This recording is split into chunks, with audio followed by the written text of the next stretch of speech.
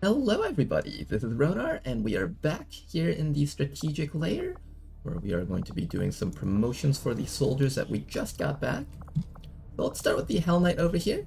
We got an extra promotion for Reed, and this one should be very straightforward. We're going to take transposition, just as we said we would.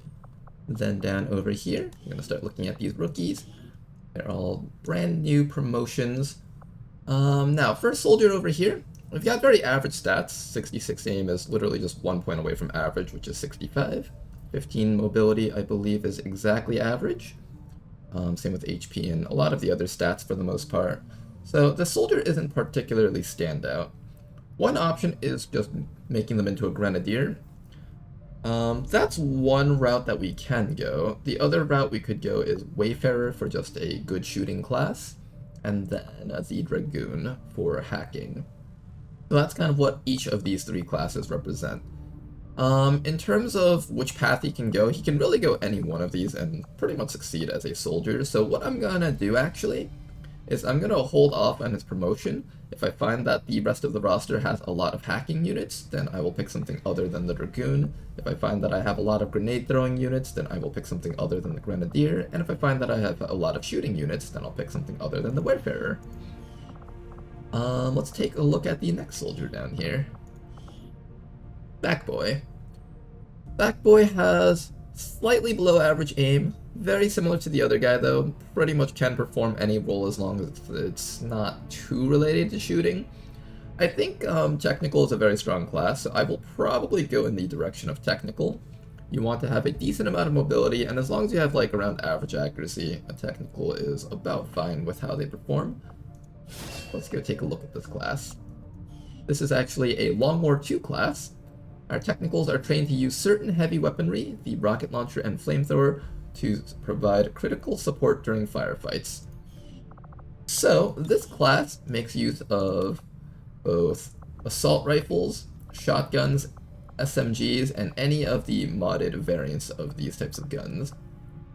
Now, there's two ways you can build them. Either you can have them with assault rifles, have them be a mid-range fighter, you can have them holding a shotgun, like you can have them holding like an actual damaging weapon, or you can give them an SMG and have them purely rely on their secondary weapon. Here is their secondary weapon, the Gauntlet. It does 2 to 5 damage and is capable of using a flamethrower as well as a rocket. Now the damage over here that you see, the 2 to 5, that applies to both the rocket and the flamethrower.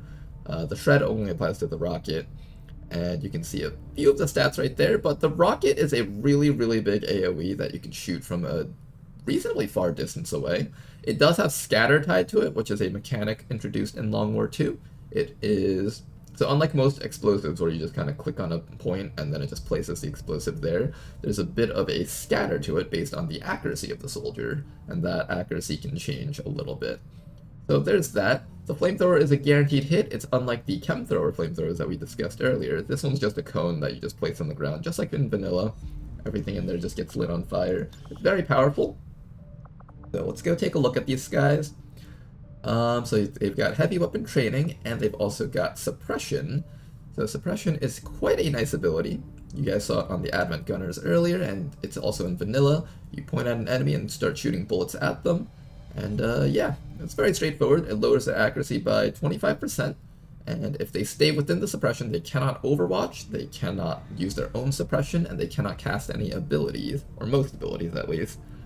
Certain psionic abilities I think can get through, and other ones possibly, but this works on things like, for example, the Advent Bio Trooper. Those guys have gas grenades. You can cancel their gas grenades as long as they stay suppressed.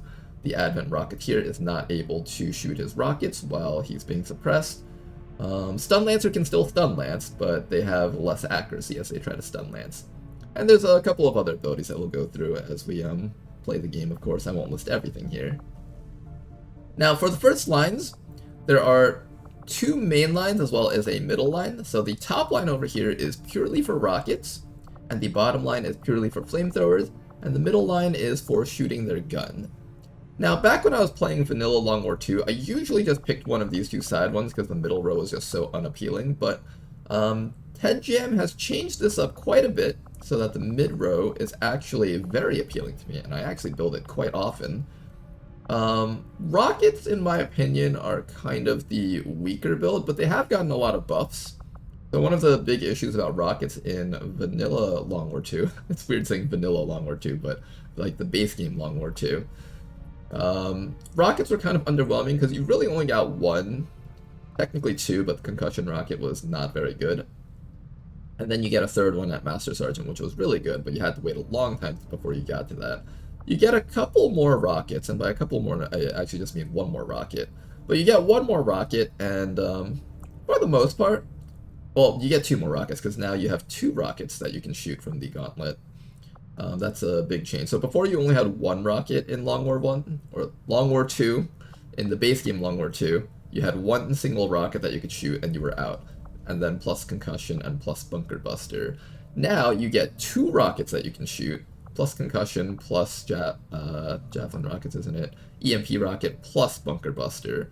So that's actually a lot more rockets. That was probably really confusing. Hopefully I didn't jumble my words too much there. But yeah, you get a lot more rockets that you can shoot, and each of these rockets are pretty decently high quality. The gauntlet does a little bit less damage, I think. I believe the rockets in Long War 2 base game did like 2 to 7 damage. Now these ones do 2 to 5 damage, if I'm remembering correctly. So the damage was decreased a little bit, but they still have like the similar environmental damage effect. So they are still a very reliable way to destroy cover on targets that you really, really need to expose. And yeah, so we'll go through this line first, just really quickly. Fire in the hole, your rockets are more accurate. The gauntlet rockets deal +2 damage. And I believe the accuracy bonus is, let's see, more likely to hit their intended point of impact, or at least close to it. The maximum it can miss by is reduced by 2 tiles. Yeah, that's a big deal.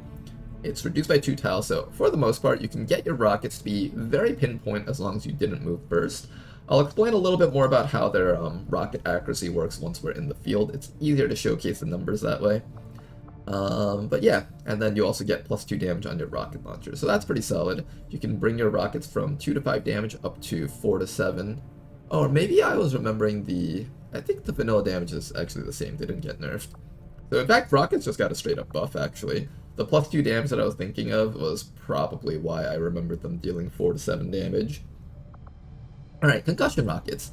Fire a special rocket that deals low damage but impairs organic enemies within its area of effect. Deals 2, 3, and 4 damage, but depending on the gauntlet tier, so as you upgrade this, the rocket does a little bit more damage. Always disorients organic targets. Additionally, each organic target has a 20% chance to be stunned instead, requires 1 action, and ends the soldier's turn. Now, if you stand still and use 2 actions to shoot this rocket, it'll be more accurate, of course, just like with the other rockets. Now, this 20% chance to be stunned is actually quite effective, and you can think of this as a really big flashbang with a chance of stunning their targets. Overall, not the best for damage, but in terms of control, it's actually quite solid. Now, the base game Long War 2 version of the concussion rocket had a smoke screen effect applied to it, so wherever you shoot it, it also placed a smoke screen. Which actually made it really bad because you gave the enemies a bunch of smokescreen and it made it really hard to kill them. There were some combos that you could do with that, such as was coup de grace, but overall that was just not very good in general. Whereas now that they removed the smoke, it's actually usable like a regular flashbang, and you can just leave it as that. Now, there is one use case for it that Long War 2 base game had, which was because it created smoke, you could throw it on your own teammates, and the concussion rocket actually wouldn't affect your own teammates for whatever reason. So you could actually use it defensively, or when enemies kind of ran into your team, you could throw the concussion rocket on top of your own team and just kind of disorient all the enemies while putting smoke on top of your squad. But overall, though, it wasn't very great just because smoke kind of was detrimental in killing enemies in a game that was timed and required you to kill all the enemies as quickly as you could. But now it's a lot better, so that's good. I would definitely take it if I was planning on doing a rocket build. Biggest booms. Grenades and standard rockets inflict critical damage, or can inflict critical damage, 50% chance for +3 damage. I believe this is a slight buff, if I remember correctly. Base game Long War 2 I think only did +2 damage. I could be remembering that wrong. But overall, very solid damage bonus. Think about it this way. When you shoot a rocket at a group of enemies, let's say 4 enemies, there's a 50% chance that 2 of them will take +3 damage, which is basically just +6 damage overall. That's a big boost. We consider +2 damage on our guns like already really good right now. So +6 damage, that's enough to like one-shot some of the enemies on Beyond Legendary, which is very, very heavily sought after. Being able to one-shot stuff on Beyond Legendary is just such a rarity that having the ability to do that is actually quite strong. Javelin rockets, range of your rockets is increased by 6 tiles, and you may hit targets beyond your visual range. This is a very good one for soldiers that have very low mobility. For example, if you have a 13 mobility technical, they will tend to fall behind your squad as your squad moves forward, so giving them the ability to hit things really far away is quite nice. Even if you don't have a 13 mobility technical, just being able to hit something very far away so your snipers can get them is pretty nice. If you're doing a rocket build, I would highly recommend this. EMP rocket. This is a new one belonging to TEDjam. Fire a special rocket which deals a small amount of damage but shuts down all robotic units for a turn. This is so good. In Beyond Legendary, robotic units are especially terrifying because they have all sorts of defensive perks that makes them just so much harder to kill, especially the red mechs. They have that layered armor ability, meaning you can only do like up to 7 damage against them per round or per attack from your soldiers. You can never really do more than that. So having the ability to shut them down so that you can deal with everything else first is really, really nice, because otherwise it would take like 3 actions to kill a red mech. Salvo over here. Launching or throwing grenades, using heavy weapons, or using the Gauntlet rocket launcher with your first action will not end your turn. This one is very, very good, especially because now you're allowed to shoot your rocket and take actions with your gun. If you're planning on mixing around build, I highly recommend having this just so you can like mix around stuff. Like for example, you can forego the damage on your rockets and pick up Shredder on your gun. That way you can now not only expose an enemy, but now you can also shred them. You can also give up Concussion Rocket, pick up Hollow Targeting, and now you're able to expose your enemies and get a clean shot against them that shreds and hollow targets them. That is incredibly, incredibly good. Final perk over here is going to be Bunker Buster. Fire a special rocket that destroys buildings and other objects in the environment.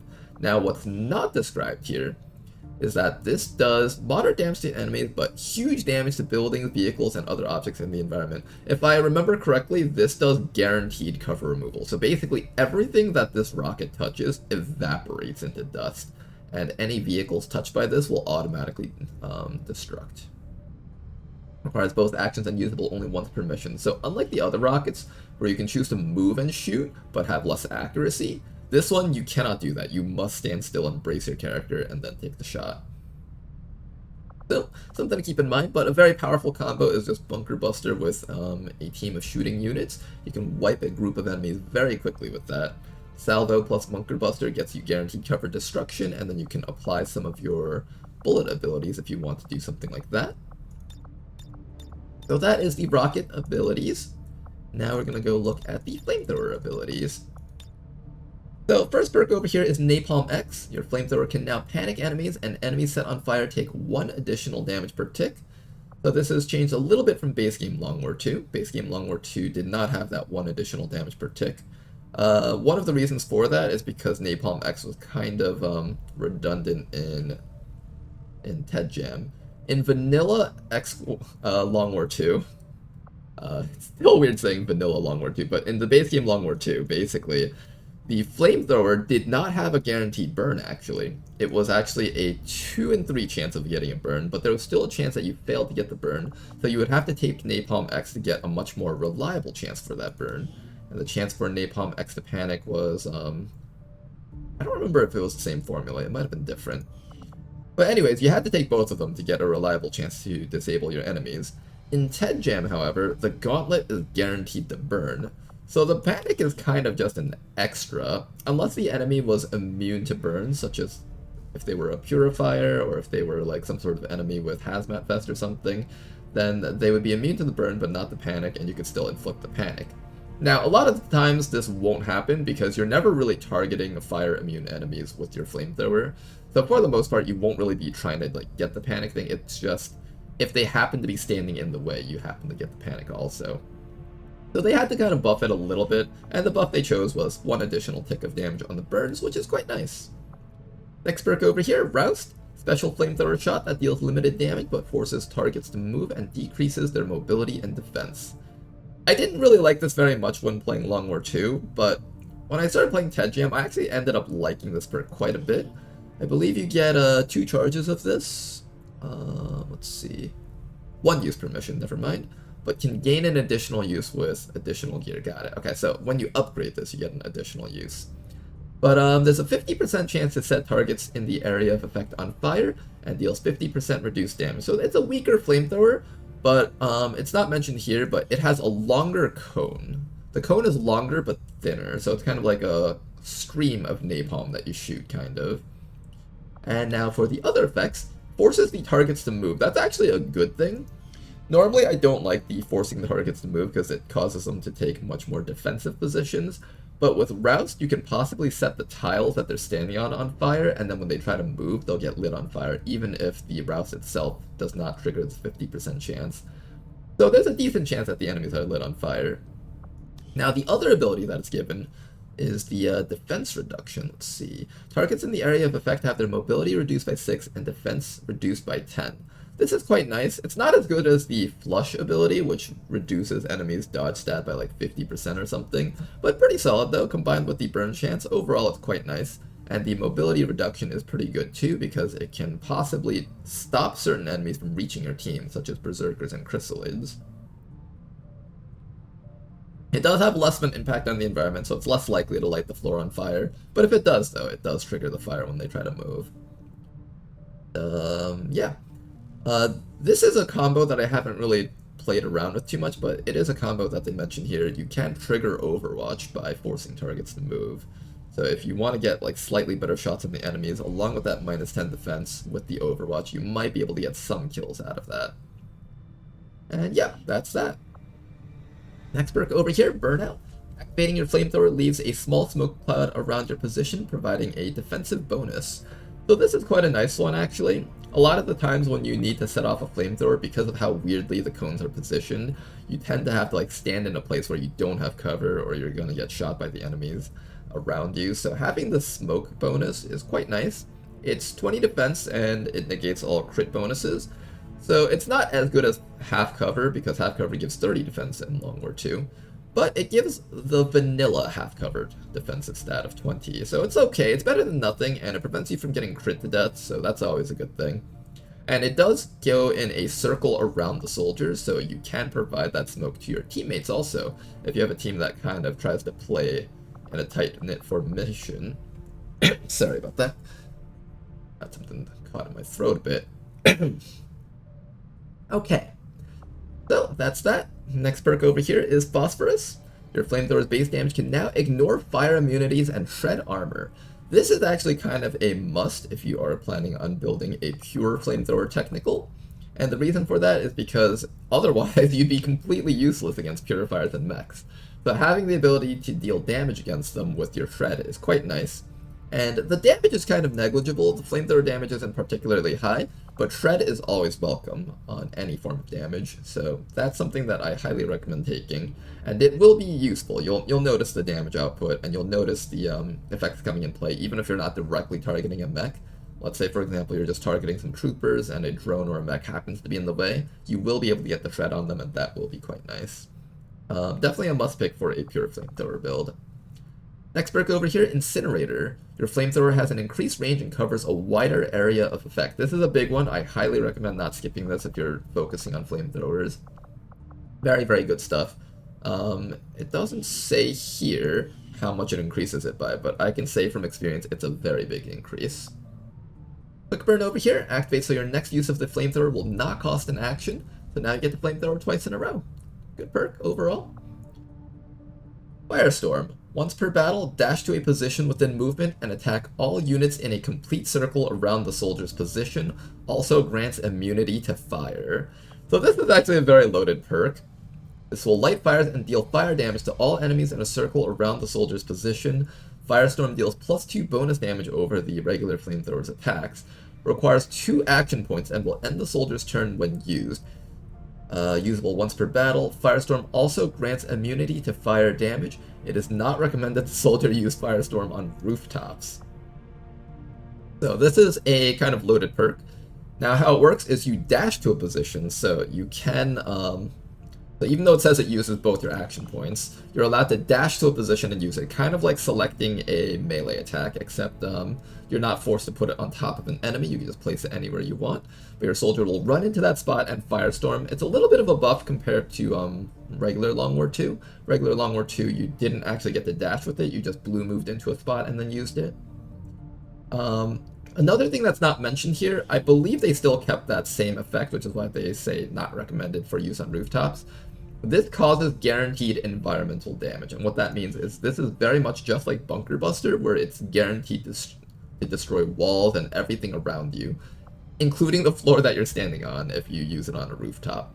And also, because you light everything around you on fire, it has to give you immunity to fire, of course.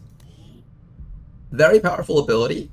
It's one of those things where you just run into a group of enemies and disable them all while exposing them all. It does put your technical at a little bit of a risk, so I highly recommend you pick this if you have some defensive perks down here, or if you have an officer that can command this person to run out of that position after they set the firestorm, or if you're just planning on killing everything.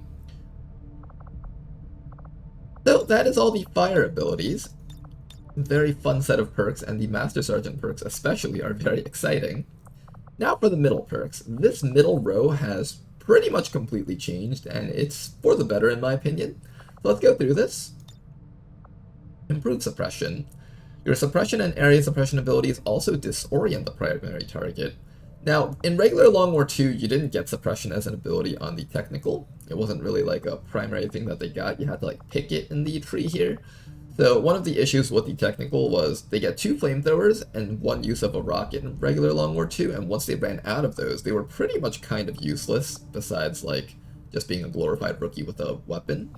So giving them suppression gives them a slightly different role when they run out of their side abilities. And also they get an extra rocket now, so they're less likely to run out, and they also have access to suppression. That makes them very, very good units. They can last throughout a timed mission pretty effectively, and even on non-timed missions, if you're managing your equipment well, you won't even run out of your flamethrower and rockets too early. Now, improved suppression makes their suppression even better. Suppression and area suppression abilities also disorient the primary target. This is a very big one, because normally, with the AI, if they're being suppressed and they want to cast their abilities, they tend to just run the suppression and cast their abilities anyways. Now if you activate improved suppression, they will be disoriented, and this disorient lasts even if your suppression is cancelled. So even if they're disoriented and they run your suppression, they stay disoriented and they won't be able to use their abilities. This is particularly good now because now your suppression can actually cancel stun lancer actions. Certain Advent engineers and grenadiers will not be able to throw their grenades on you even after they run past their suppression. Boss units will get cancelled, and the disorient accuracy debuff along with the suppression accuracy debuff is like minus 45%. A lot of bosses will just not have the ability to hit your team through cover anymore if you activate this. Very, very good. This is actually part of my preferred build on the technical. I forego some of these side perks over here and just kind of focus them more on bullets, and I've been liking it a lot. Now, holo targeting is the next perk. This does activate if you suppress your targets, and it seems like this works if you overwatch your targets. Even though it says any directed assault rifle shots, I've been noticing that my suppressions have, my overwatches have actually been triggering this. So this seems to work on just about anything that involves aiming the gun at the enemies. So this is very good. It's a plus 15 aim bonus, which is about on par with a holo targeter Mark II that the other classes have.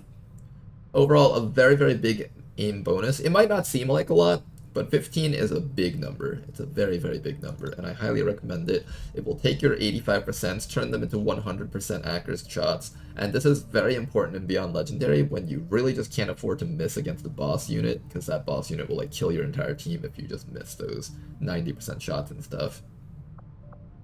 Next perk over here, Shredder. I think comboing all of this stuff with Shredder is always a good thing. You shoot at your target, you apply hollow targeting, and you shred the enemies, making your teammates' subsequent shots not only more accurate, but do more damage. Very, very good set of perks overall. And now here we are, Rapid Fire. This is quite interesting because very few classes actually get multi-shot perks at Staff Sergeant. A lot of the times your multi-shot perks are supposed to come at regular Tech Sergeant ranks, so getting it a little bit earlier is quite nice. And also, the second shot of Rapid Fire will benefit from hollow targeting, so even though you get minus 15 accuracy on your first shot, the second shot will have normal accuracy. And if both shots connect, you get to shred almost all of the enemy's armors. In the mid-game in which this perk arrives, this pretty much is enough to guarantee a full shred on the red mechs and just about anything else that shows up with like mag tier weapons. Overall, a very powerful perk, and very worth giving up other stuff for if you want to go that route. After that, we got Rupture over here. A Rupture shot that grants 50% bonus to critical hit chances and ensures that the target takes an additional +3 damage from all attacks in the future. Rupture is a permanent debuff, it sticks on the enemies forever, and it gives +3 damage. Think of it as like shredding beyond their actual armor count. So normally, shred increases your damage output against an enemy as they get shredded down, but once they get to 0 armors, shred no longer works. Rupture is just +3 extra damage. And as you guys have seen, from what I've described earlier, bonus damage is really, really good when you're shooting multiple times. So against a boss unit, it's not just +3 damage from like one teammate's attacks. If your 4 teammates are attacking, that's like +12 damage. And that's not even assuming they have multi-shot attacks. Very, very powerful perk over here. I highly recommend taking a lot of the middle row perks just because they're so good. Rupture is also something that's pretty hard to come by, even in TED Jam, with all the variations of classes and perks that are available to the player. Very few things actually inflict +3 Rupture. So this is a perk that I am willing to take, as long as I'm not doing like a full flamethrower build or something.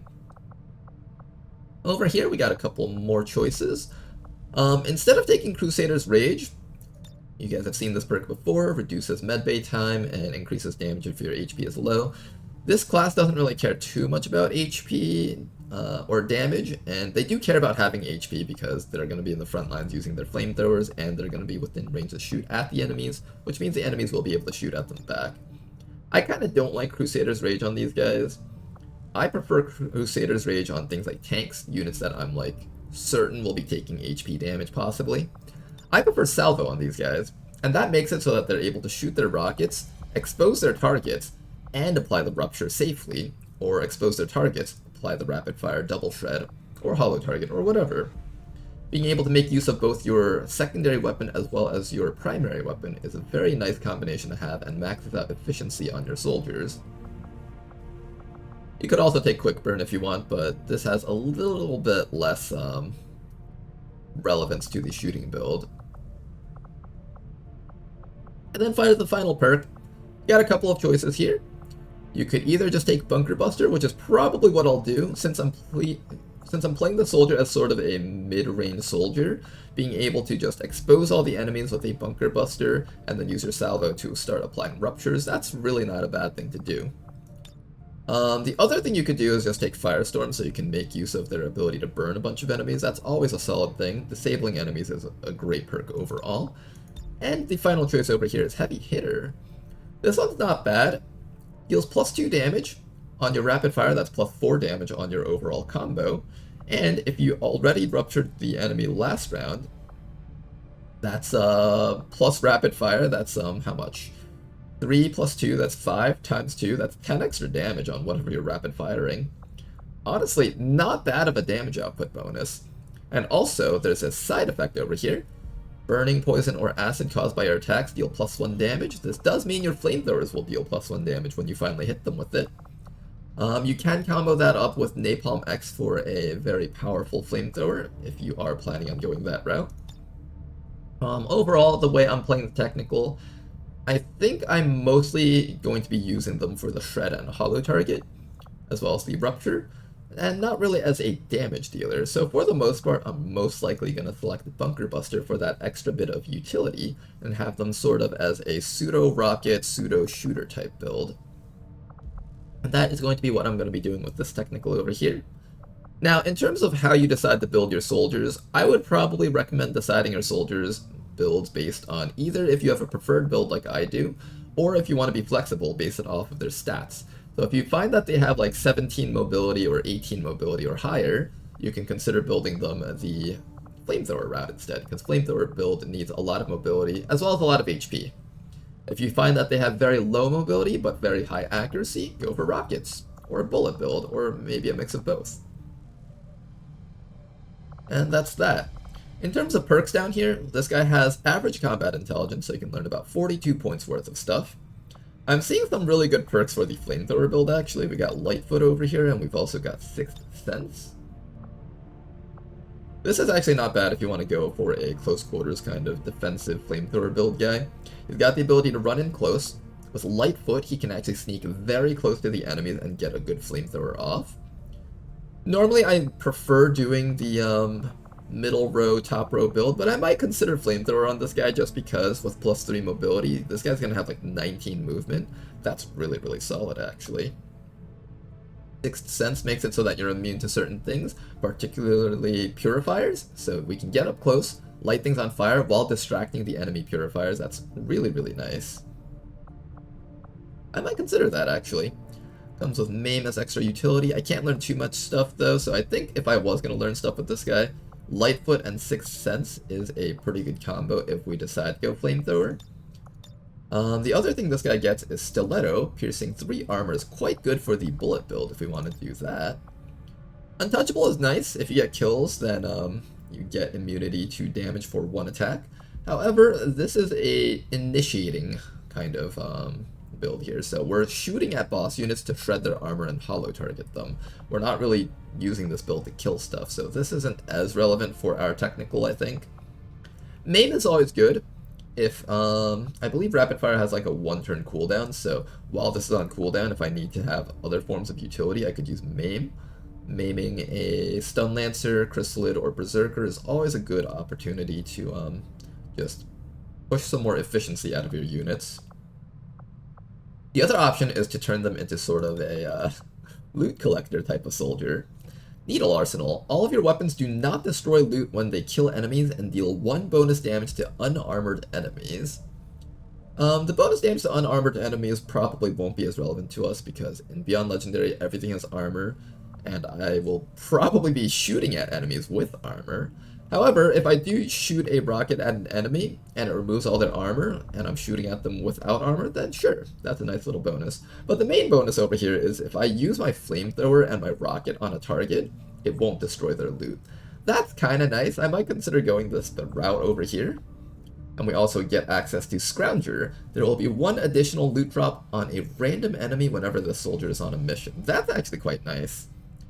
I might do something like, I'm definitely taking Scrounger, I think. I definitely want this. If I'm a little bit careful with how I use my rockets and flamethrower, I don't need to worry about using Needle Arsenal. I really badly want to have Sixth Sense probably, and I kind of really badly want to have Lightfoot, honestly. How would I do this? I could just go over the combat intelligence point amount that we get. This is 35 plus 15, so that's 50. That's like 60 points. It's quite a lot. But we might be able to get away with taking all of this and doing some sort of, I don't know. Maybe we switch around to doing a flamethrower build? I wouldn't mind trying out a flamethrower build. I do kind of want to keep a bit of the shooting abilities here, so maybe what we'll do is we'll make this guy into sort of a shooter, but I'll give up Rupture and take Incinerator for the bigger flamethrowers. I'll pass up Phosphorus, and if I can't damage an enemy with my flamethrower, I'll just shoot them with Rapid Fire instead.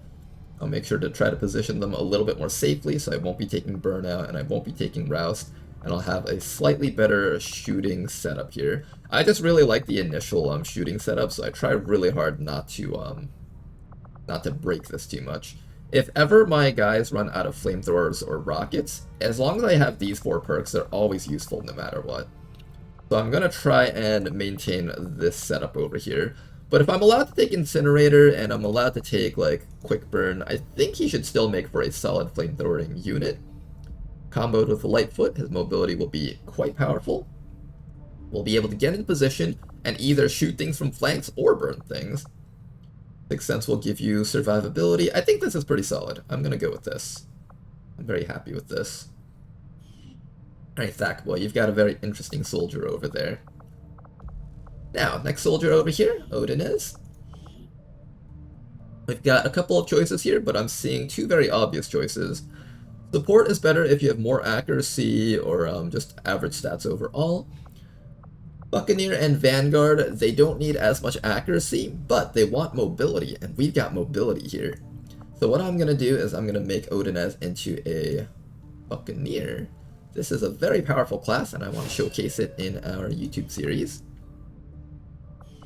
So this class over here gets access to both swords and a sawed-off shotgun. This, I believe, might be some of your first time seeing the sawed-off shotgun. This is a very fun weapon.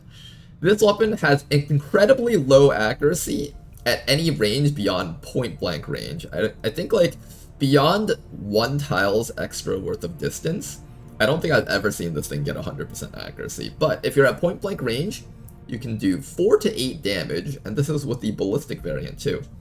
The bonus critical damage is 3, and it says clip size 2 because you get 2 charges of this at the beginning of a mission. So you get to shoot this twice. Now there is an ability that lets you shoot both barrels at once, which this guy can learn. Let's see, so you get the point blank ability from the sawed-off shotgun. Over here, there's a perk that we're definitely going to be taking called Both Barrels and Pump Action Abilities. So both barrels lets you fire a double damage sawed-off shotgun for 2 ammo, and then pump action grants you 2 extra shots with your sawed-off shotgun. So now, if you click the both barrels ability, this sawed-off shotgun, which did 4 to 8 damage earlier, is now doing 8 to 16 damage, and that's not even counting the critical damage, which can go up to +6, I think. So, yeah, this thing can do, like, over 20 damage as a ballistic weapon. This is like the kind of gun that you pick when you want to get like some crazy numbers, but it requires you to be able to position yourself next to the enemies, which is super important. And that's why we very highly value mobility. This is a soldier that is going to run next to an enemy and just blow their faces up. He's going to be doing crazy maneuvers, like standing next to a muton and just like blowing their faces up while like a bunch of other enemies are on the map. And it's the goal of the team to kind of cover this guy as he gets in there to delete key priority targets. You can kind of think of this soldier as sort of an assassin almost.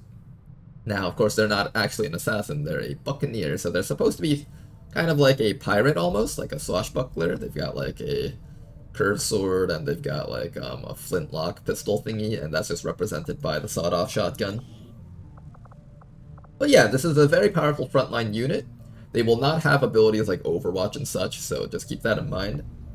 Now, looking at their starting abilities, let's take a look. Scourge Cutter, this is one of their bread and butter abilities. A slash attack with your melee attack that is always a free action, but can only be used once per turn and cannot get critical hits. Requires the user to be in melee range, can be used even if the soldier has no actions left. At first, when I first read this class, I thought they got like 2 melee attacks, but that's not how it works. This guy does not have the ability to slash or flash like the other classes do, so he doesn't have like the point and click slash abilities that that you might be used to in vanilla. Instead, this is their only melee attack, and how this works is you can blue move up to an enemy, get the free cut on them and run to safety, or run up to them, slash them, sawed-off shotgun them, or you can double move up to something, and instead of ending your turn, you get to slash them one more time before you end your action. So there's a couple of ways you can use this. It's a little bit hard to describe without showcasing it in combat, so I will wait for when we take this guy on a mission. Next perk, you guys already know what this is, point blank with the sawed-off shotgun. And final perk of Squatty is going to be Scrap Metal. Kills with your sword restore 1 sawed-off shotgun charge. So hopefully you guys understand sort of the main gameplay loop with these guys.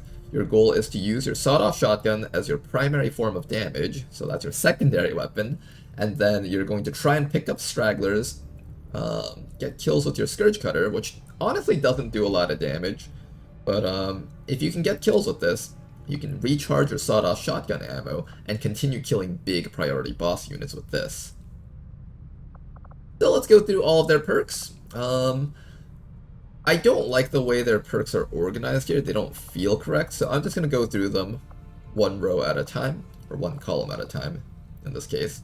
First perk over here, Intercept. Melee attack the first enemy that moves within your line of sight. 1 AP move distance with a penalty to aim. So this is essentially Sword Overwatch. Imagine your soldier standing in the field, right? Let's say they're standing right here, and there's a blue circle representing where they can blue move to. When you activate Intercept, any enemy that moves within that blue circle, they will run up to that target, attack them with a 0.7 penalty to their accuracy, just like in regular Overwatch, and it cannot crit, and then they'll return back to their starting point. Very interesting perk over here. It's an attempt to give this class, or any melee class, an Overwatch ability. Now, one interesting to note about this, if you are unable to run back to your starting position with the same amount of movement, for example, if you're standing on top of a building and you jump down and there's no ladder nearby, your character is actually stuck out there and they can get shot to death by everything else. So unless you have certain abilities that lets you get back up the walls, I probably don't recommend this.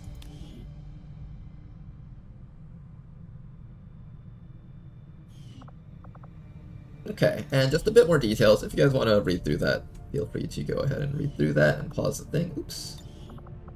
Now, this is the preferred perk that I take over here. None shall pass. During enemy turns, fire a free shot that can critically hit with your sawed-off shotgun at any visible enemy within 3 tiles who moves or fires.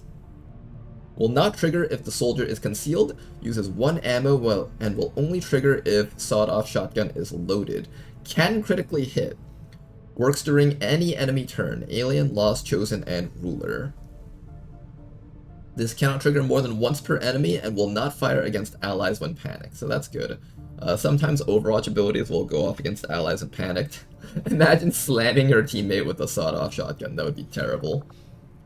Alright, but this is a very interesting perk. Now, you can dash next to an enemy, slash them with the Scourge Cutter, and hit them with the sawed-off shotgun. This wombo combo over here is enough to kill just about any non-boss enemy in the early game of Beyond Legendary. Very, very rare power to have, the ability to one-shot an enemy in Beyond Legendary, and this guy gets it. I highly recommend taking this perk just for that reason. The other perk down here, over here, is Dogpile. When an ally attacks a foe adjacent to a Buccaneer, follow up with a melee reaction attack. So a reaction attack does suffer aim penalties. From what I know, most of the time when you end up using reaction attacks, such as with this or this, they tend to be pretty low accuracy. And with this soldier over here with 61 aim, I'd assume that they have only like a 60-50% chance to hit most enemies that they try to attack with their reaction abilities, so I wouldn't recommend this. The sawed-off shotgun, however, is a different story, because at point blank, that thing pretty much has 100% accuracy no matter how much debuffs the enemies give you. Even through like full cover, if you're standing right next to them, you'll just get 100% accuracy. And even with the Overwatch penalties, I'm not even sure if this has Overwatch penalties, but this is pretty much 100% if you're standing next to the enemies, so I highly recommend picking this. It's the most reliable out of these two. Next perk over here, Burial Blade. This is pretty straightforward. I think you guys might have read this perk before. Slash any enemy within movement range. If it's lethal, you get your action points back, and any stasis shield abilities will be shattered. Very good at killing certain things, particularly Advent Priests are always a problem. However, Advent Priests in Beyond Legendary have the Brawler perk, which makes them take less damage from melee. So it's a little bit weaker against them because it's hard to guarantee the kill on them unless they have like 1 or 2 HP left. Focus over here. Your first reaction shot each turn is guaranteed to hit. This is probably important to have if you're planning on taking Intercept or Dogpile and you have low accuracy. In our case, we're not going to be taking this because we're taking None Shall Pass. This already has 100% accuracy, so this is not dependent on focus. Instead, we'll be taking Double or Nothing. This is a very loaded perk. This comes with 2 perks in one, both barrels, letting you shoot both shots of your sawed-off shotgun, and Pump Action, which gives you more sawed-off shotgun. I highly recommend taking this. This is just a good combo to have, and probably the most damaging combo of the perks that you can get for the Buccaneer class. I would only really take the side perks if I have a lot of aim and a lot of really powerful perks for swords down here. Alright, next perk over here, we've got access to Shadow Step, Center Mass, and Lightning Slash. Center Mass is 1 additional point of base damage when using primary weapon, pistols, or a sawed-off shotgun. So in this case, both your sword and your pistol does get a bonus point of damage. This is not bad. However, there is one issue, and that's beyond legendary enemies have a lot of overwatching abilities. You really, really badly want to have Shadow Step, especially when you come across the Requiem Legions and Dromalids. Those things will just absolutely destroy you if you don't have Shadow Step. If you don't have an Overwatch dodging perk down here, you pretty much want to have Shadow Step always. But bonus damage would be nice if it didn't compete with Shadow Step, and the Lightning Slash would also be really nice if it didn't compete with Shadow Step. Alright, next perk over here, Keen Edge. Your sword attacks deal bonus damage and ignore armor based on the technology of the sword. This is a very, very good ability to have. This is also a very, very good ability to have. And this is a mid ability to have. But if you need dodge, you can pick this. And our guy does have -7 dodge, so there's some merit for us taking combatives just for the +10 dodge. But for the most part, I think these two perks are just much better, so I'm going to probably take these two perks. Now, this is more damage for your sword. This is more reliability for your weapons, though. And since we're primarily focused on sawed-off shotguns, we're going to be taking concentration. This allows us to bypass the Muton counterattacks with our sword attacks, and this allows us to attack Chosen without them getting 40 dodge against us. If you guys remember me saying this, Chosen get an ability called Infighter, which gives them 40% graze chance if you're within 4 tiles of them. This guy will always be within 4 tiles of a Chosen, so we're going to be taking concentration just for that added bit of reliability here. Next up, we've got access to Run and Slice, Whip It, and a Crusader's Rage. Crusader's Rage isn't the worst choice for this soldier. This type of soldier, it does not get a lot of tankiness, so they tend to take a lot of HP damage with the way they play out. It's not a terrible idea, and if you do actually manage to set them up to be 50% life, you can blast stuff for a lot of damage. But that's kind of risky, and I'm not planning on letting this guy take too much damage, so it would be up to these two now. Whip It over here, the first time you fire your sawed-off shotgun each turn doesn't cost an action. That's kind of an interesting one. You can blue move up to an enemy, use your both barrels, use your Scourge Cutter, and run back to safety. This has some sort of merit in terms of safety purposes, or if you just want to shoot your sawed-off shotgun twice. Like if you really, really badly need something dead, this is kind of the way to go. Now, Run and Slice is my preferred one. Move to and slice a target uses 1 action and does not end the turn, but can be used once per turn. Has a 4-turn cooldown that can be reset by using other melee perks. That's a very loaded way of saying you can double move up to a target, knife them, then Scourge Cutter them, then both barrels them to the face. That's basically what this does. It's essentially run and gun for the Buccaneer. Whip It does not let you double move into an enemy and kill them, and I kind of treat this guy as an assassin where they just kind of run all the way into the enemy backline and just kill a high priority target. So I kind of prefer Run and Slice, but Whip It does have its merits also if you want to play a bit more defensively. And this guy does have plenty of mobility, so it's not like we always need to double dash into our enemies, but that's kind of a choice that I kind of would say is left up to the player in terms of optimization. Now, next perk down over here, we've got access to Untouchable, Fearsome, and Rout. Let's start with Untouchable, because you guys already know this one. When you kill something, you get immunity to 1 attack. Very solid for a build that we're doing right here.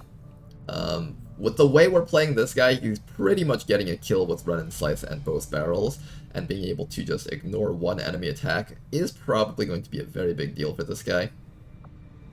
Other perk down here, Fearsome. This shows up on a lot of skill trees, but I almost never get a chance to take it just because of the way that my builds path out. But whenever you get a critical hit, your target and other enemies within 6 tiles have a 33% chance to panic. Does not work with explosives or any item slot specific items.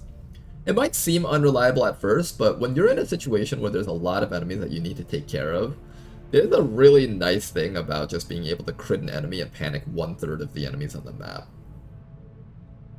This is quite an interesting perk. Think of it as like an AoE fear bomb that you can place with a 1 in 3 chance of affecting everything within that circle. And then you can kind of make this person into sort of less of just pure damage, and now they have some sort of utility tied to them. It's not a bad perk overall. Final perk over here is Route. Activate to intercept all enemy movement within your line of sight, 1 AP move distance until the start of your next turn. So remember what I said about intercept? If your guy was standing here, imagine a blue circle around them. Any enemies that move within here, they'll attack once, and that's it. Route is kind of like a more permanent version of this, whereas this, you get one attack off, and then that's it. This version is not just one attack. You intercept all enemy movement. So, for example, if you manage to place this guy into the middle of a team of enemy soldiers, if you're like within a group of 5 enemy soldiers and you activate Route, you get 5 sword slashes off. If you're within a group of 10 soldiers, you get 10 sword slashes off. This is the kind of perk you would take if you have really high movement, which this guy does actually have. But you also kind of want to have really good accuracy, which this guy does not have. So reliability is kind of out the window with this one. But if you had really good accuracy and you had like a lot of good damaging perks for swords, this is not a bad choice to pick. You could get a lot of slashes out of this. For a build like this, you definitely want something like Shadow Step. There's going to be a lot of enemies with counterattack abilities, and you want to be able to negate that. And you definitely want to have concentration, otherwise mutons will just poop on your face. So yeah, we have a couple of interesting possibilities here. We could do Route and Intercept and try doing some sort of Overwatch build. I'll probably lean towards Untouchable unless the bottom row changes my mind, which it might actually looking at it right now. Alright, final set of 3 perks, Master Sergeant rank stuff. Finishing Stroke, I've never gotten a chance to use this, but with the way it's worded and the way it's described and the way mod makers make these types of perks, I'm assuming this does a bunch of damage. A final attack to end a life, bypasses most defenses and deals critical damage increased by the target's missing health. There's not really a lot of description to this, so I can't really help you guys out with this. But I'm assuming if you're trying to kill a boss unit like a Chosen that's at half life, this is like what's going to kill off the rest of their life if you activate this against them. Next perk down here is Butcher, increases damage against organic targets by 30%, very self-explanatory, raw damage against one type of enemy. Whirlwind, once per turn, gain a movement action when you hit an enemy with a melee attack. This is an added bit of safety. If you're planning on using your sawed-off shotgun though, this isn't as useful because, for example, if I dash in with Run and Slice and then use my sawed-off shotgun, that ends my turn, so I don't get to take advantage of Whirlwind. The only way I actually get to use Whirlwind is if I take Whip It. Which is fine too, if you want to take Whip It, that works. You can blue move up to an enemy, Scourge Cutter them, shotgun them, and then after that use your Whirlwind to get out. That is a completely fine option. I would probably lean towards taking Whirlwind if I don't take Untouchable and take Fearsome and Whip It. I think this would be the build I take if I want to do a Whirlwind safety type of build. But this is a class that I kind of treat as all or nothing, so this is my preferred build. Personally, I just like having my sawed-off shotgun do big numbers, right? Finishing Stroke, if you just want to kill things extra hard with your melee attacks, that's fine too. Now, our final decision is going to be based off of these perks down here. Let's take a look at them. We've got very high combat intelligence, so we can actually learn a lot of stuff here, actually. Now, this guy gets a very specific set of perks here. Cool Under Pressure, gain 10 aim on Overwatch and other reaction shots, and they can critically hit. This is a very, very big deal for Overwatch builds. It essentially turns your Overwatch attacks into regular attacks, and I wanted to do like a more standard Buccaneer build, but look at this. We got like some options here. I might have to take a Route just so I can do this fun Overwatch type build. I might have to. We'll see. Steadfast makes us immune to mind control and stuff. Blade Master, +1 extra damage on our swords, and +10 aim. Also another thing that helps our accuracy problems. And finally, we get Covering Fire. Reaction shots confer an aim malice on enemies and can now be triggered by any enemy action, not just movement. So if an enemy tries to attack from within our blue move radius, we also will just counterattack them too. I might have to pick this build here with the, well, I probably won't take Intercept, but I'll probably take a Route at this point. I think this is just too valuable for me to not take, I think. Hmm. Interesting. Alright, if we do decide to go for a route build on this soldier and try to chop everything around us, we need to make sure this guy has some sort of survivability. I think for the most part, we're gonna go with the same set of perks that we've been taking so far. Concentration, so that I don't attack a Muton and get counterattacked to death. Shadow Step, so I don't get shot to death when certain enemies have defensive Overwatch perks. I think this build would actually be quite strong if we set this up. Our route damage will be boosted by Butcher, and we can do some nasty combos here with this guy, actually. I think we'll do it. I think we'll try this out. If I don't like this, I'll never touch this build ever again, but until then, we're going to give it a go, and we'll see how this works out. We'll see. If the soldier dies within, like, their first engagement, then I'll just, like, never do this ever again. It might be worth taking Crusader's Rage on this soldier, just because I'm assuming if they run into the middle of the enemy team and route, they're probably going to take a bunch of damage. It might be worthwhile to switch over to this. Maybe. I'll think about it. We'll decide between those two perks. Alright, Odinez. We got high hopes for you. I'm a little bit worried with the fact that you have only 3 health. We're going to give you as many defensive bonuses as we can get you in terms of equipment and hope that you don't just drop dead on your first fight as soon as you learn route. Now then, Shinan over here. Shinan has access to Rook. I will probably just turn Shinan into a Rook. We have a decent amount of Overwatch builds on the team. We also have another Rook over here. And Rook is just a class that I like quite a bit. It's one of my preferred tank units. So I think we're probably going to go that way. Let me just look around just to be certain that's how I want to build this. We got a Marksman. I think the Marksman and the 2 Rooks will combo together quite nicely. Let's do that.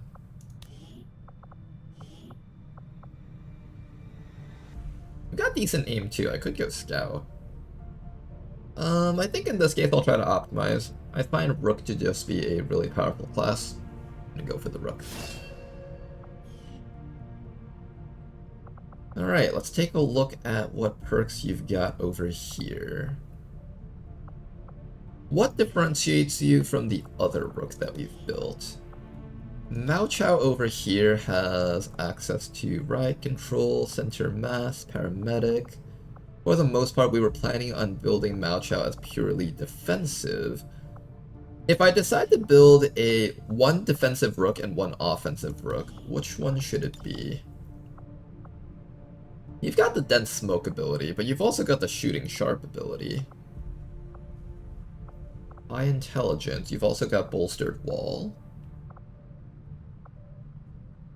Alright, so in terms of offensive, you have shooting sharp. In terms of defensive, you have dense smoke. That actually places you as more of a relevant defensive unit, actually.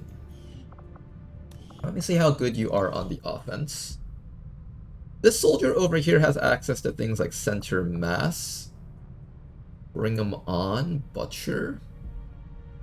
I think I might make this... Oh, this guy also has shooting sharp. Okay, I think I'll make this guy into our offensive unit then. So what we'll do is we're going to switch this up a bit. Instead of taking most of the defensive smoke perks, I'm going to give you rapid reaction. Probably lethal. Probably Avenger, and make you less of a tank. And make you more into an Overwatch unit. Who has the better accuracy, actually? That Rook has 67 aim. This Rook has... Oh, but this Rook has the better aim, though. But this guy also has a dense smoke. I feel like the dense smoke is more valuable as a defensive unit. I think I'll make this guy into the Overwatcher. Just because this guy has, Yeah, I think this guy becomes the Overwatcher. So instead of the smoke grenade stuff here, I'm going to take Cool Under Pressure with you. I'm still going to be taking Sturdy Walls just because this is a lot of bonus stats. Once per turn, when Shield Wall, grant an extra Overwatch action, Sacred Incense, Shield Charge. I think I'm still going to take Sacred Incense, that way if If we need to cancel out Mind Control, this guy can still activate his Shrouded Bulwark and give Mind Control removal to his allies. And then after that, we'll have Rapid Reaction, Covering Fire, Cool Under Pressure. That's a pretty powerful combo. With 42 bonus combat intelligence, what we'll probably end up doing is we'll give this guy the Shooting Sharp. That's 30 points already. And then either Center Mass or Bring 'em On. If I don't want to eat too much of our XCOM points, I'll just give you Center Mass. If I'm okay with eating some more points, then I'll consider giving you Butcher as well as Bring 'em On. Meanwhile, this Rook over here, since you're going to be serving much more of a defensive role, I'm going to be giving you Fortifying Incense, Combat Drugs, Crusader's Rage just to make sure that you don't take too much damage and just not have you in the medbay for too long. And after that, you'll be taking Aegis, Sacred Incense, Sturdy Walls, Combat Stimulants. I can opt to switch out Crusader's Rage with Double Time if I want a bit more movement. I might actually. Do I want more movement? No, I think this is fine. I think we'll do Crusader's Rage. And then for this build, I'm going to be taking the Dense Smoke, Bolstered Wall. That's going to be 25 points. We have High Intelligence. That gives us like almost 50 points. So I can do like another 25 points worth of stuff, kind of. Maybe I just give you Burial Shot. We can end things like, yeah, Burial Shot's not a bad choice, I think. Maybe. I could also give you Maim. Maim's not a bad choice either. Maybe we take Maim. We'll take Maim, I think. This is 20, 35 points. Honestly, I could probably give you all of these. Let's give you all of those. Alright, so this guy will just be doing the same role that the other Rook was doing, except this guy's also got Dense Smoke for the extra defensive bonuses on the Smoke Grenade, and this guy also gets Bolstered Wall for plus 20 bonus dodge, and that will all combo with Aegis, so we can redirect all shots against our teammates to ourselves using our shield, and then we'll have extra defenses for that purpose.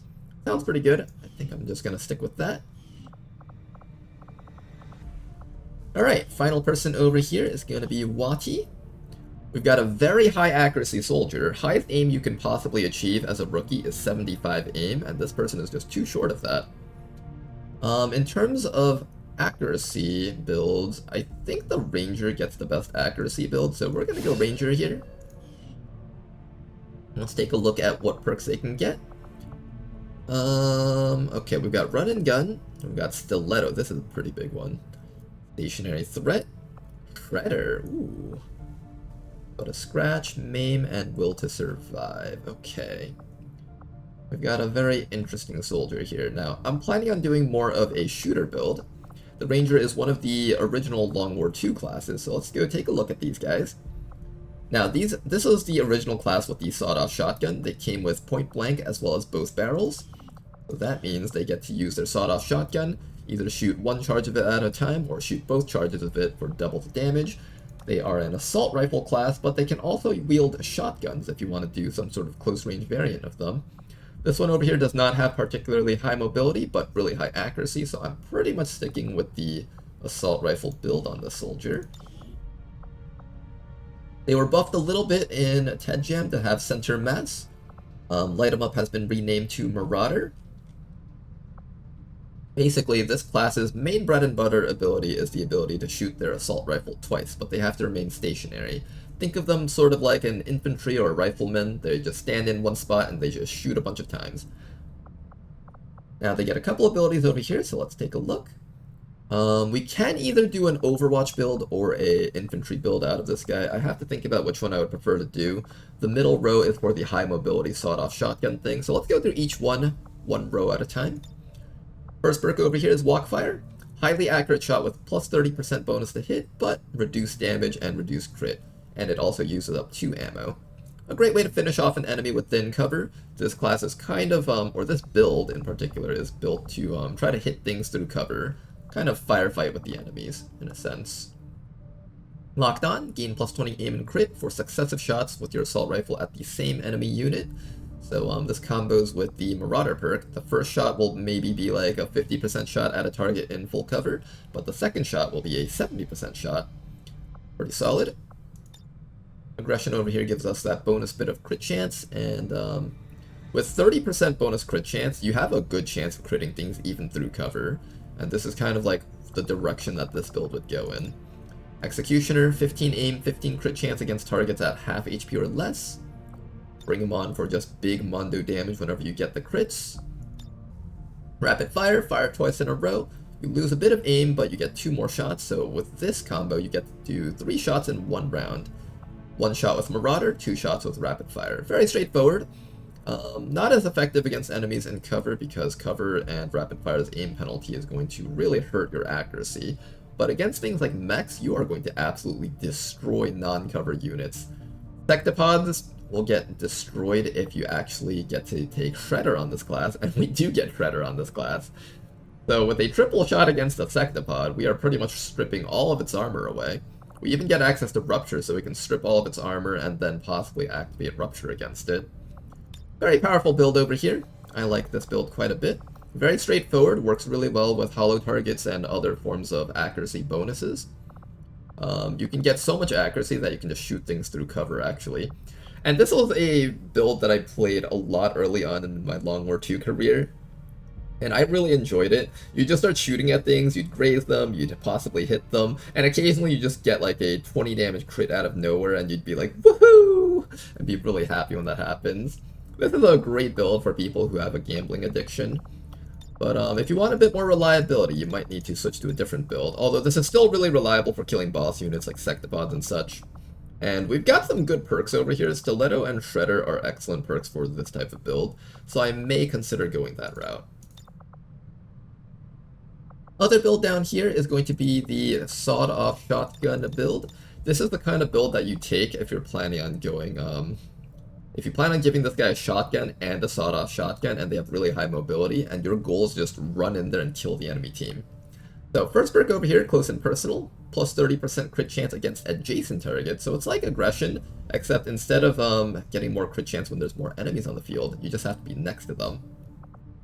Pump action, 2 extra ammo in your sawed-off shotgun, and now you have the same set of perks that the Buccaneer has. Scrap metal, well now you have the same set of perks the Buccaneer has. Now instead of killing things with your sword, you just need to kill things with your gun. And if you have a shotgun, you'll be switching between using your shotgun and your sawed-off shotgun on your back and just killing things up close and personal. It's a really fun build. I played this build a lot whenever I roll an 18 mobility soldier, and it's super duper fun. I enjoy this build very much. Fortify for the defensive bonuses. I actually don't take Fortify on this build and instead just switch over to None Shall Pass. I feel like these 2 perks should be switched around. This should be more in the middle row here.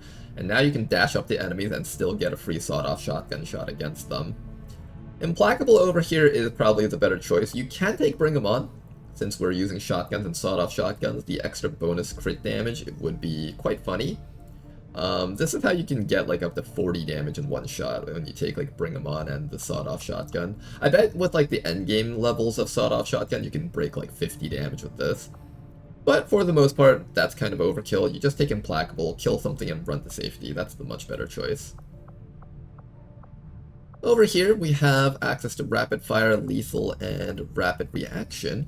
I opt not to take Lethal, and I choose to take Rapid Fire, and the reason for that is because when you're wielding a shotgun and you run next to something, if you shoot it twice with your shotgun, you're much more likely to kill it than if you just got a little bit of bonus damage.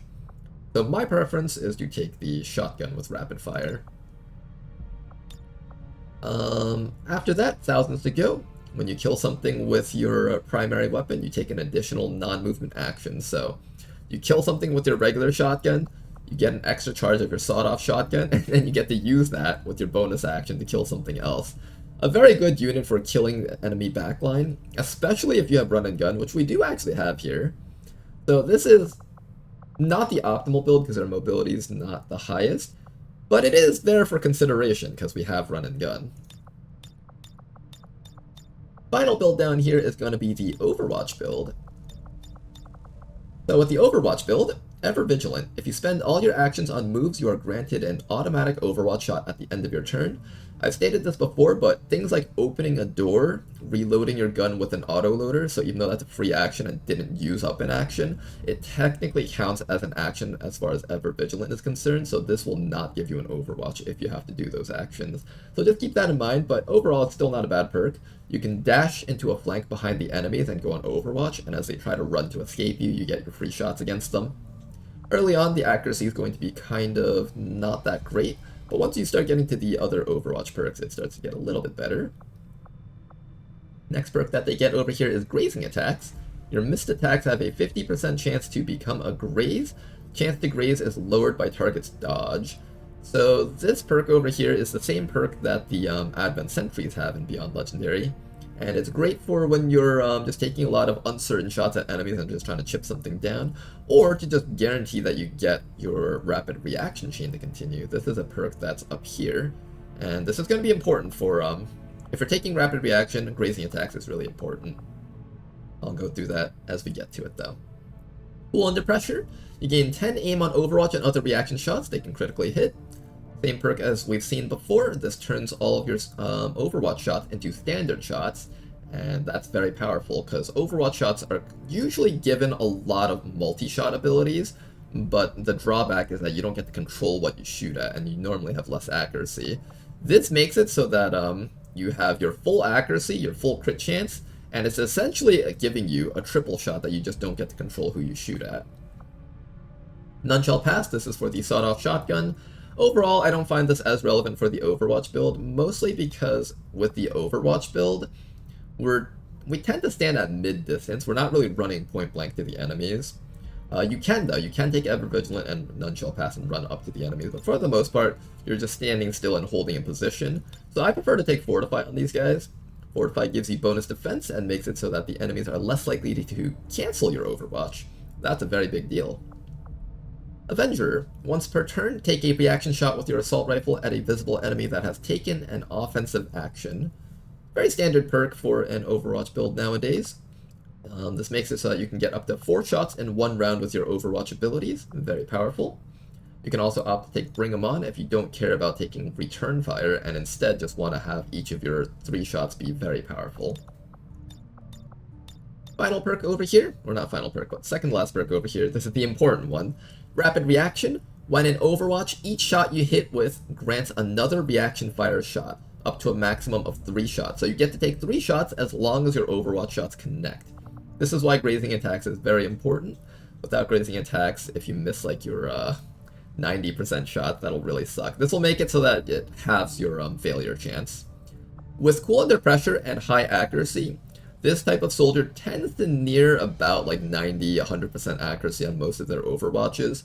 So for the most part, I'm not too concerned about missing my Overwatches unless the enemies have lightning reflexes. Now, when it comes to reliability on keeping your Overwatch chain, there's a very important thing that you can do. Orders, Commander? Do we have the ability to make those yet? Seems like we don't. There's a set of PCSs that you can build later on that make it so that you don't take your Overwatches unless they're above a certain percentage chance. What do you know about these gene therapy clinics, Doctor? It's called the Fire Control series of PCSs. I don't know if they were taken out or if they're just locked behind tech somewhere. But once you get to those, you want to give these guys the PCS that requires 70% or more accuracy. That way the I'll wait till Tigan finishes. Malaria, AIDS. The process is relatively simple. Good, Tigan. Compliant. Yes. The price of admission is Guys, acceptance of I all need to do a I'm video. beginning to see the appeal. Okay, sometimes if you exit to the We currently menu, have no new supplies cancels their coming in. dialogue. We'll need to seek out new means of Okay, but yeah. replenishing our resources. So where was I? So there's a Fire Control PCS that you can give to your soldiers in the Combat Sim slot. That'll make it so that they only take their Overwatches if they have 50% or 70% more accuracy. You want to have those slotted in on any soldier that makes use of rapid reaction. That way, when an enemy with lightning reflexes, like a Spectre or a Stun Lancer, comes running across your path, you don't just waste the 0% Overwatch on them and cancel your entire set of actions. Very important if you're planning on doing it in an Overwatch build. Final perk over here is Killzone, same as the vanilla Killzone. Very similar purpose, you just mark a cone, usually but while you're in concealment before the battle has begun, and then once the battle begins, you just take a bunch of shots on all the enemies. With a build like this, you definitely want to make sure that you have an expanded magazine, probably elite tier, on this type of gun. This is one of the classes that really wants something like that. And yeah, so that is going to be our Ranger build. Now, in terms of which build I want to go, I think with this guy, it's either bottom row or top row. Let me take a look at their perks over here and then decide based on that. They also get access to pistol abilities, so if we find some sort of build up here that works with pistols, I'll consider running that also. So this guy gets run and gun. That lends a little bit of credibility to the shotgun route, but not really much else to it. We have access to Stiletto and Shredder. When it comes to Stiletto and Shredder, we probably are leaning a bit more towards the infantry build. Stationary Threat, gain +1 damage to your primary weapon attacks for each turn that you do not move.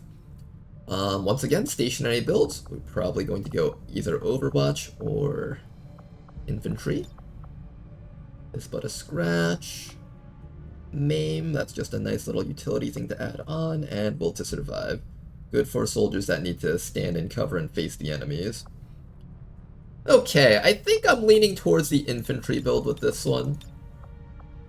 We have access to Stiletto, we have access to Stationary Threat, and we have access to Shredder.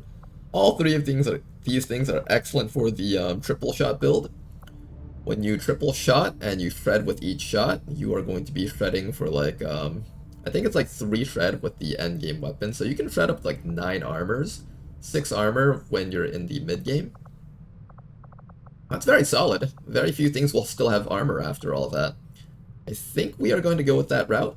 Stiletto makes it so that you're able to shoot at things that have armor without having to have your damage impeded by the armor. And then finally we got Stationary Threat. You get bonus damage on each of your shot. Overall, just a very strong set of perks. Now, this guy only has 42 combat intelligence points, so we can't learn all of this. If I had to give up something, I would probably give up Stiletto, maybe Stationary Threat. I think these two are the important ones, and if I have the extra points to spare left over, I'll go with Stationary Threat. I think that's how we're going to set this guy up. Now, there is some merit to taking the Overwatch build. It's not like our output is diminished by taking separate shots against 3 different targets. And also with the Overwatch build, we actually function with our Rooks, actually. We could make a pure Overwatch team, and that could be quite interesting, actually. We have the Rooks over here, right? We got 1 Rook, 2 Rook. We have the Marksman, which is also another Overwatch unit. Comboed with the Ranger, we could make a full team that's dedicated to doing Overwatch. I might consider doing that.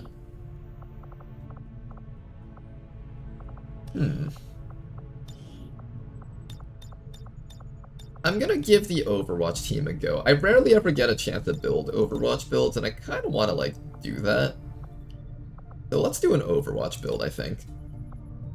Let's do something of this nature. I'm gonna give this build a go. I rarely ever get a chance to try building Overwatch, and this is a soldier that's pretty well built for it.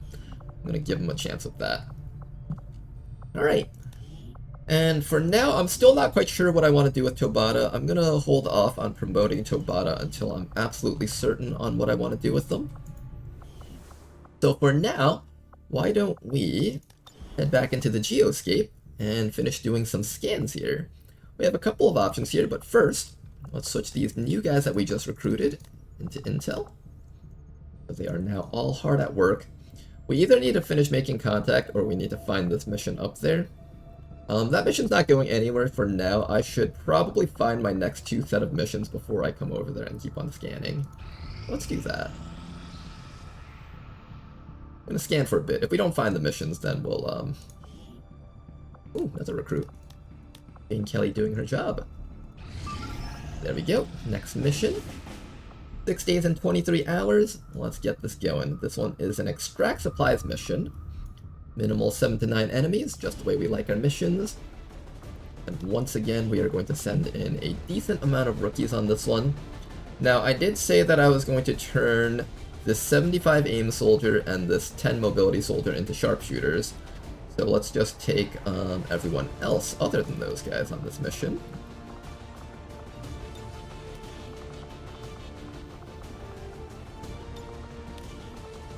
I'll just grab a couple of these guys, and I'm also going to make sure to bring one more of our trainable soldiers.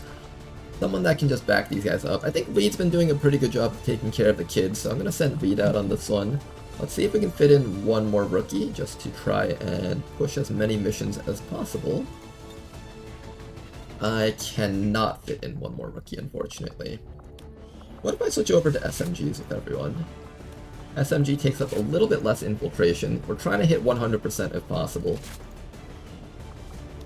94... 95... Doesn't seem like it. I don't think we're reaching that number, unfortunately. Alright then, we'll take these 5 for now. That should be fine. Now normally I like to take all grenades on my rookies to help deal with any drones that we might find on these missions. Reed will carry the flashbang to deal with any sectoids. He's already got a hunting shotgun, so he can actually take care of drones quite effectively. The hunting shotgun is an excellent weapon to deal with enemy drones. Normally I prefer taking assault rifles for more reliable damage. Once I run out of grenades, I need to actually be able to do something with my rookies. One thing we can do, however, is give them whippet shotguns. This occupies the pistol slot. Now, unlike the pistol, which does only, like, low amounts of damage, the whippet shotgun does a lot of damage. It does up to 4 to 8 damage, just like the sawed-off shotgun. However, it has -3 armor piercing. So anytime you're shooting at an enemy with armor, this essentially only does 1 to 5 damage. Something to keep in mind. They'll be a lot less effective against drones, but they'll be very effective against things like Advent Troopers and such. Let's get these guys out there.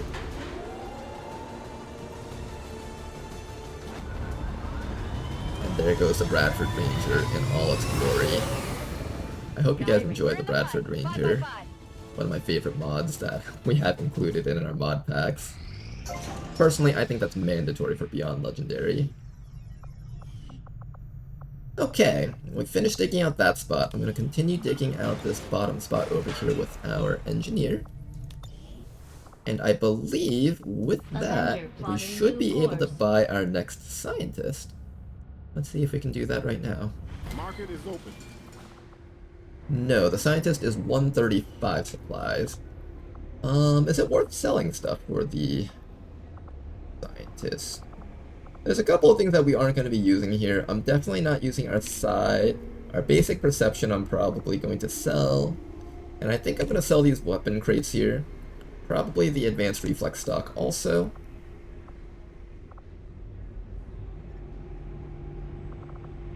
We're going to keep that. That's important. I think with 44 more supplies, we should be in a good spot here. We'll buy that extra scientist, and this is going to put us very far ahead of the curve now in terms of researching. Head back down here. Once we find our final mission, we're going to head over there and find that other mission up there. Hopefully we get our second mission soon. Now operational. Alright, the GTS is finally up. Go skip that cutscene. And we are going to be training up Zebras over here into a sharpshooter. Also going to be training up Mr. Rick Sanchez over here into another sharpshooter. In terms of the other classes that are worth promoting into, I think it's worth getting a shinobi in your campaign if you don't have one. So I'll probably take maybe I'll take like Always Gonna Throw or Adam Wing and turn them into shinobis, I think. I want to have like 1 or 2 shinobis in the campaign because they're probably one of the best stealth units in the entirety of Ted Jam and Beyond Legendary. Second mission has been found. 9 days available, and we get ourselves another scientist. Excellent. Our early game infrastructure is looking very, very good right now, and I'm very happy about that. For this mission, I want to reserve these last few guys, I think, to promote into specific classes. Maybe I'll take Bonsai Warrior with us. So I think I want to have at least like 2 shinobis out of these guys here. Yeah, maybe I'll do Toki and Always Gonna Throw as our shinobi. Or maybe I do these two as shinobis and then random promote Toki. I know Toki is from our character pool, and he was saved into the character pool as a warden, which is a unique class. So it might be fun to take Toki on this mission. Let's do that. We'll give ourselves a warden class here. Also, Toki, why is your armor looking like that? There we go. You got your cool cloth armor. Alright, in terms of people that we want to promote here, why don't we bring along our Geneva class? Maybe our Arsonist, we'll have these two together. And then finally, we'll bring along either the Sidewinder or the Skirmisher. I'll bring the Skirmisher on this one. Okay, then, let's see. For our Geneva class, you come with a rocket launcher, so it probably makes a lot of sense to just give you double standard rockets. The Shredder rocket is better against boss units, but we're not really going to be fighting boss units right now. So I'm going to give you some extra rockets that you can shoot from that rocket launcher. Arsonist over here is going to be grabbing the ceramic plating. Maybe a medkit and a grenade. I want to maintain this guy's mobility a decent amount because Arsonists do need mobility. Rookies over here, naturally they're going to be carrying their grenades. Switch over to the assault rifles. And finally our skirmisher over here, you've got access to a couple of grenades here also. I'm going to give you some flashbangs, at least one to deal with any sectoids that might try to mind control us. Out of everyone here you have the highest will, so sectoids will be least likely to try to target you with mind controls. So I think you're going to carry the double flashbangs. And that should be a decent team here. Alright, let's get the squad out there. And once again, there goes our Bradford Ranger in all its magnificence and glory. Now, we found all the missions that we need to find over here, so we can actually, once again, switch these guys over to recruit mode. Before the first supply drop is over, as a reminder, there's only 2 missions in your starting region. As long as you give them 1 day to switch back over to Intel, you should have maximum mission gathering capabilities. Now, before that expires, we should quickly come over here and grab it. We're just doing a bit of min-maxing here to just try to maximize our strategic layer. We got ourselves a Viper Marauder. Ooh. Let's go take a look at this Viper Marauder. This is going to be another one of those really long strategic layer videos. Alright, the Viper Marauder. 18 mobility, 65 aim. Take a look at this soldier over here. I think I got one of these in my stream campaign, and I'm very excited to make use of this on the YouTube one also. Another thing, if you guys want a soldier, leave a comment in the YouTube chat that you want a soldier. This guy can be renamed. Got Reverse Fire, Blend, Withering Frost, Bitter Frost Spit. Okay, so first things first, Traverse Fire. After taking a standard shot with your primary weapon with your first action, you may take an additional non-movement action. So basically anything that involves offense, such as a regular attack, all that other stuff. Essentially what this boils down to is this soldier gets to shoot twice. Blend gives them a bit of stealth. Withering Frost, your Marauder's attacks have a 30%, 20% plus 10% per rank chance to inflict hypothermia. This is a unique type of debuff. Hypothermia is a status effect that deals 1, 2, 3, and 4 frost damage per turn for 2 turns. The damage scales with Chill tier. So if you guys don't remember, Chill is a new type of debuff introduced in TED Jam with the Frost Legion pack. Essentially it comes in 3 severities. The first tier of Chill severity will lower your mobility and your dodge stat a little bit, so dodge stat influences how likely you are to get crit and how likely you can graze your attacks, or get grazed by attacks. The second tier severely lowers your mobility and lowers your dodge stat even higher, and then the third tier freezes you completely. So it's like a stacking debuff that eventually leads into a full stun if you let it just continuously build up. That's quite interesting that there's now a DOT applied to that too. You will now take essentially poison damage as your frost tier ramps up. Very interesting bit of a build for the soldier. The soldier is definitely built completely around chill, and you can make cool frost teams. I've done it like once before, and it was really cool when it worked, but other times my frost teams tend to die very quickly, so it's kind of a hit or miss thing for our streamed runs. Their weapon is quite unique, the Marauder's Cryo Rifle. This rifle does 3 to 4 damage, so it's less damage than the Assault Rifle. Bonus crit damage is about the same. It has a slightly larger clip size of 4, and it comes with armor piercing, so that's kind of a unique thing that this thing gets. And it also gets Bitter Frost chance, so each shot of this rifle applies 1 stack of chill. And this soldier is allowed to shoot twice, so you can quickly apply your chill very easily with that. If we can find a way to fit a triple shot onto the soldier, we can actually guarantee that we get a guaranteed chill on whatever we're targeting, which Marauder gives us right there, so I'll probably try to do a build around that. The soldier's accuracy is slightly below average with very high mobility. Let's see what we can do with this type of build on the soldier. Priority target, bonus stats against the closest visible enemy. Ambush, whenever your concealment is broken, you will automatically enter Overwatch, and Flush, special shot with a bonus to hit. I think I like this little bonus to hit thing. It also lowers the enemy's defense and dodge, and this does work against the Chosen. So you can reduce your Chosen's defense and dodge stats, and that allows you to get to point blank and hit them for full damage without using the concentration perk that we were discussing earlier. Over here we got Slither. It's a nice defensive perk as well as a mobility perk. This is quite nice because this is a soldier that needs to stand in the front lines. They have to actually be within range to shoot at the enemies, which means the enemies will be within range to shoot at them. Giving them a little bit of bonus defense will allow them to survive in the front lines for just a little bit longer during those key turns. Rattle. Whenever your concealment is broken, non-robotic enemies in line of sight have a 1 in 3 chance to panic. This is a very solid perk also. These guys do get access to the blend ability, which gives them concealment again.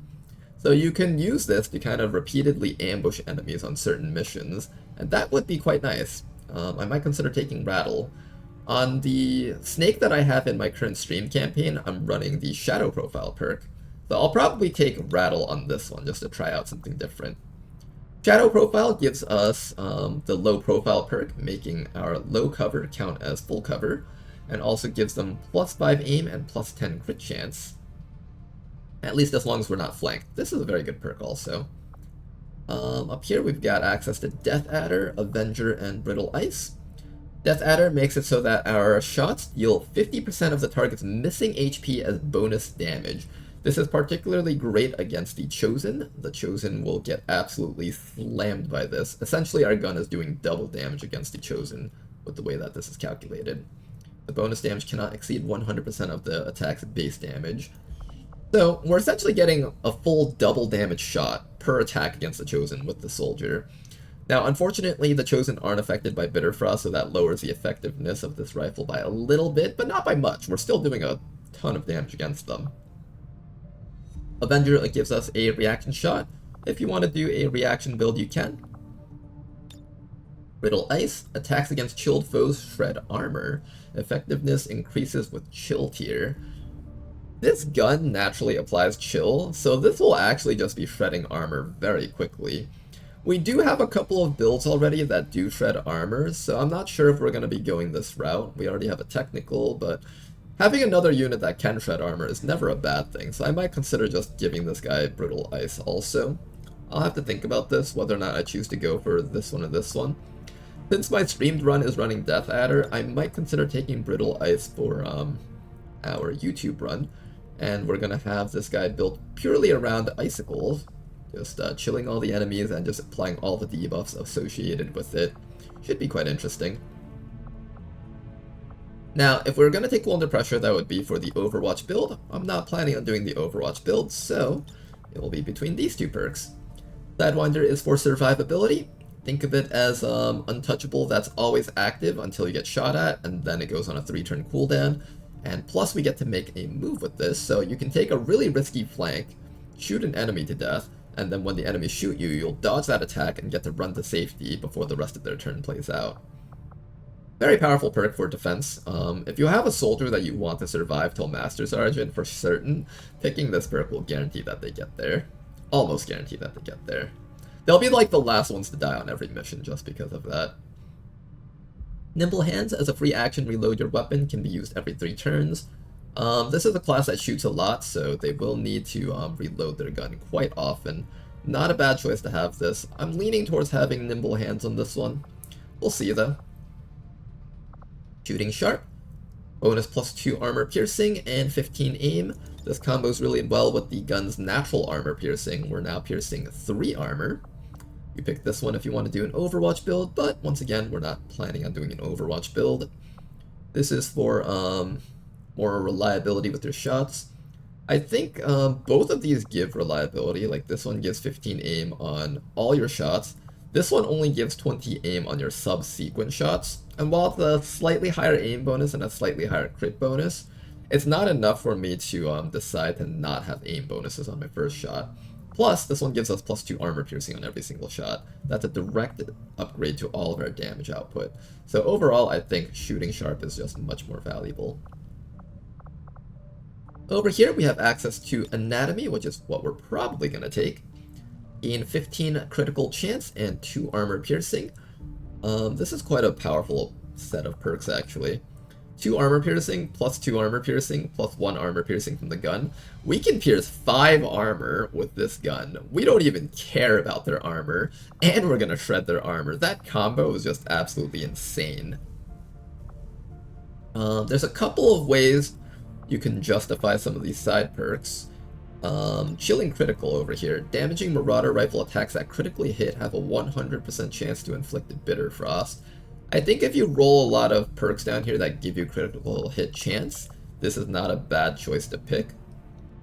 This makes it so that if you're able to crit with at least one of your shots up here, you actually just get a guaranteed freeze with just 2 shots. That's quite powerful, honestly. And then the other choice over here is Coil, which might sound weird, but it's meant to combo with Marauder. The Viper Marauder coils its body tightly, increasing its defense by 30 and dodge by 50, and gaining an extra action on the next turn. The first non-movement action you take on the next turn will not be turn-ending. Allows the use of defensive coil. So essentially, you start off with 2 actions. When you take Traverse Fire, when you take a shot with your first shot, you lose both your actions, but you get 1 back, so you are allowed a grand total of 2 shots. If you take Coil, you get 3 actions on your next round, and when you take your first shot, it'll eat all 3 of those actions and give you 1 action back, so you're still only taking 2 shots with Coil. However, if you take Marauder, that's where things change. Standard shots with your primary weapon are now non-turn ending, so if you didn't have Coil, then you would have 2 actions. Your first action would be a shot, you get an action back with Traverse Fire, and you get 2 more actions again, and you get to shoot 2 more times. So that's a 3-shot combo total. With Coil, you can actually set this up to be a 4-shot combo, but at the cost of using up 1 of your rounds. Can be used without cover, has a 3-turn cooldown. Defensive bonuses are reduced when you're flanked. This doesn't tell me whether or not this ends turn. If I'm allowed to actually... I guess you're allowed to do something like use Marauder, shoot, then activate Coil, then next round you get a quadruple shot. So this actually does have value in the sense that this gives you more shots overall, I think. Does it? I think this gives you more shots overall. No, this gives you more defense overall. This doesn't necessarily give you more shots. This gives you more armor piercing, which is always a good thing. I think what we'll do is we'll try something different. On my streamed runs, I'm running Anatomy for the full armor piercing build. I'm going to try out the intended Coil build and try to go a little bit more down this line over here. This gives us a quadruple shot on the first turn if we start off with a Coil on the turn before.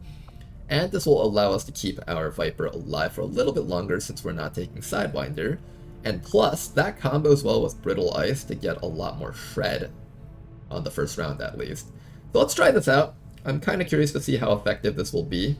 This could be one of those things where it's like absolutely amazing, or one of those things where it's just really mid. I'm not sure yet.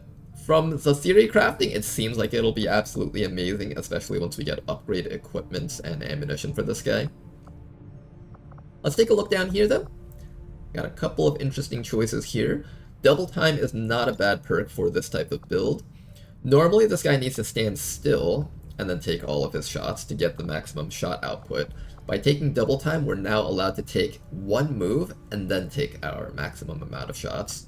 And that combos well with our very high mobility too. We get around 49 or 48 points with high intelligence. So let's see what else we can combo with this. We could consider something like Deadeye, although your accuracy is a bit low. Butcher is just a good amount of damage overall. I might consider Butcher. Survival Instinct will make you survive very well. I think what we'll do is I will actually take these two perks down here.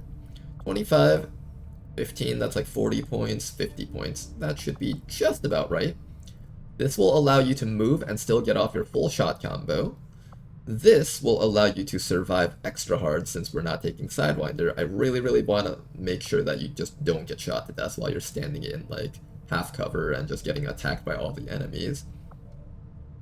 And then finally, we will have Maim over here, which will allow us to kind of stop Chrysalids, stop Berserkers, stop Stun Lancers in their tracks. Very nice perk to have. It's kind of a bit redundant since we have, I guess with Chill that's kind of redundant, right? Well, no, not completely. If a Chrysalid is like one tile from reaching you, chilling it a bunch of times, unless you freeze it, is not going to do anything, but maiming it will. So Maim still has its purposes, although the other perk that I could take here is Infighter, and that gives you a lot of dodge against enemies around you. Combined with Coil, actually, that can allow you to tank Berserkers, thinking about it. Maybe. I'll consider it. I'll decide between one of those two perks, but it's going to be something like this, though. Now, over here, I didn't bother going through the rest of the Master Sergeant perks, but if you want to do an Overwatch build, you definitely want to pick Sentinel for your multi-shot. And this last perk down here is kind of an interesting one.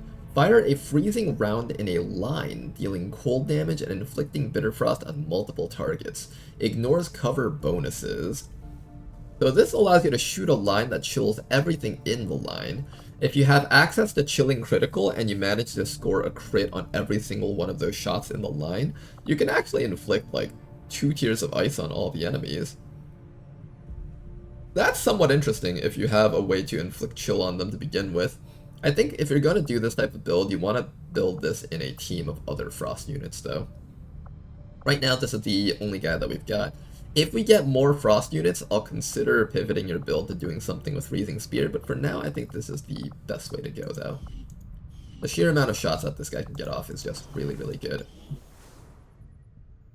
Next up, let's head back down there, and let's finally finish making contact over here. I think this video is just about to end here, as soon as this smash and grab becomes available. Let's scan for 2 days over here. Make our contact. Regional contacts located. And now we're going to switch these guys over to Intel. Now, this is our second contact over here. And we will now start putting these guys over here to work. I'm going to have these guys on Intel also, so we can find some missions. Throw a person in there to just kind of boost their effectiveness a little bit. And since there's no more missions up here to find, we're going to scan with the Avenger down here. The Avenger does contribute to Intel scanning. I believe the Avenger counts as 4 rebels scanning in terms of power, if you guys were wondering. Now in the corners over here, we're probably going to want to place something like an infirmary down. At some point our people are going to start getting wounded a lot, and it would be a great thing to just have an infirmary up and running. If you guys are familiar with vanilla, there was something called the workshop. That has been replaced by the research and development, which has both the functions of the workshop as well as a few of the functions of the laboratory and a little bit of the function of the proving ground. I want to have our research and development right in the middle over here, which is why I'm really working hard on digging this spot out as quickly as I can. Once we dig this spot out, we should be able to dig out these side pockets very quickly using the gremlins. Then what I'll do is I'll place the laboratory in the power coil, because the laboratory eats up a lot of power, and have our science just really take off, and then we'll build something around the sides that our engineers can work. Things that don't use engineers to work, such as the infirmary, probably want to go in this top slot over here. Maybe like infirmary, training center, or somewhere down there. We'll figure that out as we go, though. For now, let's just keep on scanning. And hopefully we'll find a mission down here to help out. Would be nice if we could find 2 more missions here for this month. But doesn't seem like that's going to happen. We got a mission up here. Let's get ready for it. We got a Hell Knight and 4 rookies. Hopefully you guys enjoyed today's stream. This was a lot of talking, but I'm hoping you guys enjoyed this type of content, because I really love theory crafting and strategizing content. I'm a huge nerd for this kind of stuff. So I'm hoping you guys enjoyed hearing me nerd out about this stuff. Next time we'll be ready for another actual mission. Till next time, guys, thanks for watching. Have a good night. Don't forget to like and subscribe. It really helps out the channel a lot.